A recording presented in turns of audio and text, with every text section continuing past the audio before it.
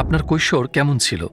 কৈশোরের সময়টা বেশ কঠিন ছিল, কারণ বেড়ে ওঠার সময়গুলোতে আমি ভাবতাম এসব জিনিস আমায় সুখী করবে। বাইরে যাওয়া, পার্টি করা, মদ্যপান, নারী। আমার 18 বছর বয়স হতেই আমি পুরোপুরি ঢেকে গেছিলাম এই সব টাকা, নারী সঙ্গ, মদ, ক্ষমতা, এগুলোর দ্বারা একেবারে কলুষিত হয়ে পড়েছিলাম।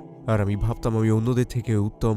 সত্যি আমি ভাবতাম কোনো কিছুই আমি ছুঁতে পারবে না। আমি ভাবতাম আমার মধ্যে কোনো রকম গুরুত্ব আছে। আর এটা অনেক বড় ভুল ছিল। আমি নিজেকে ঘৃণা করতাম। আমি ভাবতাম এই জিনিসগুলো আমাকে সুখ এনে দেবে, কারণ আমি সুখী হতে পারছিলাম না। পৃথিবীর কিছুই আমাকে সুখী করছিল না। আমি কখনোই খুশি ছিলাম না। আমি পৃথিবীর সব টাকা পেতে পারতাম। আমার আশেপাশে 10 জন নারী থাকতো। আমার পেছনে টাকার একটা বড় স্তূপ থাকতো, তাও খুশি ছিলাম না। কিছুই আমাকে খুশি করছিল না। যাই করি না কেন, কিছুই আমাকে খুশি করছিল না।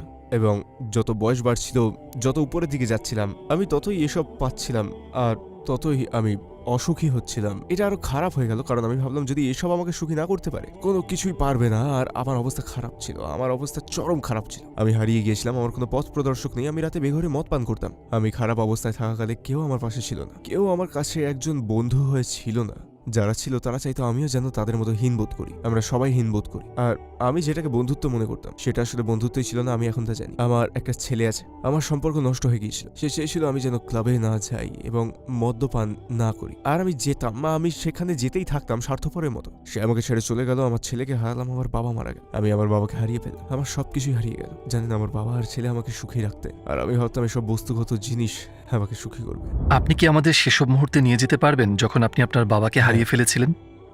আল্লাহু আল্লাহু আল্লাহ